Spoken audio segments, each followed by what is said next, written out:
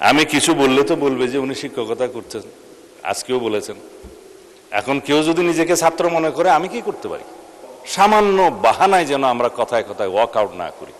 মাননীয় স্পিকার, খালি সংবিধান সংস্কার পরিষদের সদস্য হিসেবে যে অবৈধভাবে শপথ নিয়েছে এখানে এসেই তাদের মহাগণ্ডগোল, বাকি সবই ঠিক আছে। যাই হোক, গণভোটের কথা বলে এটা সংস্কার প্রস্তাব বাস্তবায়নের জন্য তারা যে আহ্বান জানাচ্ছে, আমরা বলেছিলাম যদি আপনাদের কোনো প্রস্তাব থাকে সংবিধান সংশোধনীতে সেই কমিটিতে আসুন। আজকে আবার এটা নিয়েও প্রশ্ন তুললেন তিনি, মাননীয় বিরোধী দলীয় নেতা। তিনি বললেন এখানে সংবিধান সংশোধনের বিশেষ কমিটি হয়েছে কিনা, বিশেষ শব্দ লেখা হয়েছে কিনা পরীক্ষা করা দরকার।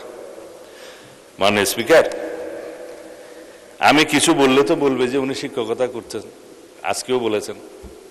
এখন কেউ যদি নিজেকে ছাত্র মনে করে আমি কি করতে পারি? যাই হোক,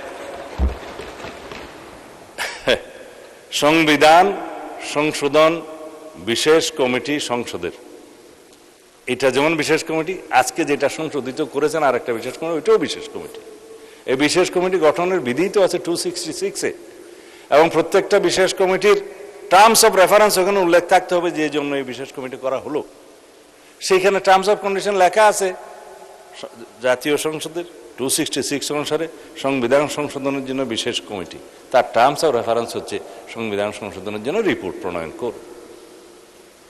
এখন এগুলো বললে বলবে যে আমি মাস্টারি করছি।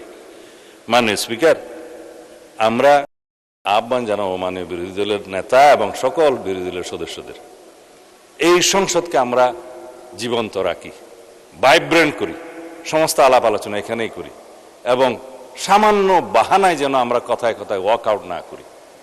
এতে লাভ কার হবে? কিন্তু ক্ষতি হবে ডেমোক্রেসির। তবে এটা নিশ্চিত বলতে পারি, এই সংসদকে যদি আমরা কার্যকর করতে না পারি তাহলে গণতন্ত্রের বারবার হোঁচট খাবে, এবং তারা যদি সেটা চায় তাহলে ইতিহাস তাদেরকে দায়ী করবে।